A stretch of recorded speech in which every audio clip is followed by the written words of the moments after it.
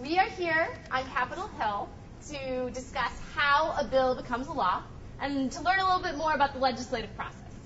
And who exactly is involved in each step of this process. So first of all, we have to have an idea. So where can that idea come from? I'm a citizen. And I am our Congressman Kristen. What do you have a problem with today? The minimum wage needs to be raised. I just can't feed my 6 children at home and clothe them to get out in the snowstorm today. Well, what do you think we should raise it to? How about 15% more than what we already have? That sounds reasonable. Let me write up the bill and take it to the committee. We have an idea, which came from a citizen just like you.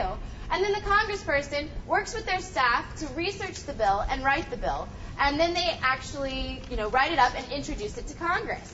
Then the bill is assigned to a committee. Then the committee hearings are held in a room very much like this. And at these committee hearings, we have lobbyists who will come and speak before our lovely congressperson Amanda over here, who represents the Committee on Health, Education, and Labor.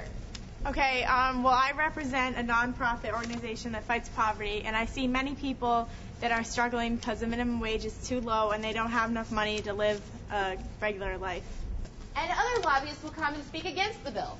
If we raise the minimum wage, then people are going to be out of jobs, and the business owners aren't going to be making as much money.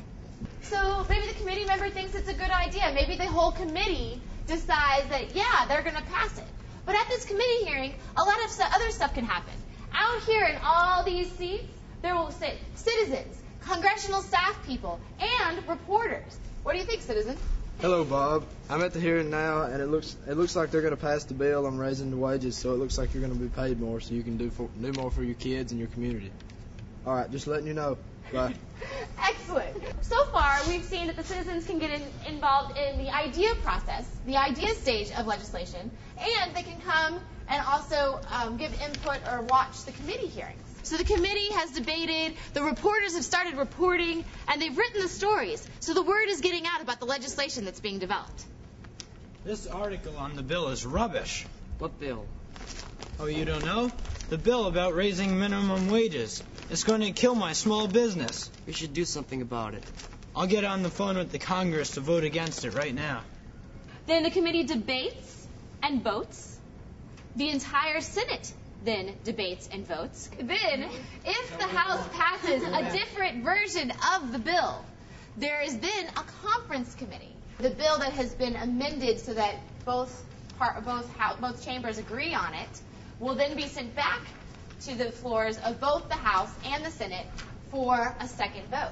After this long process, I think it's a good idea to increase minimum wage. I cast my vote.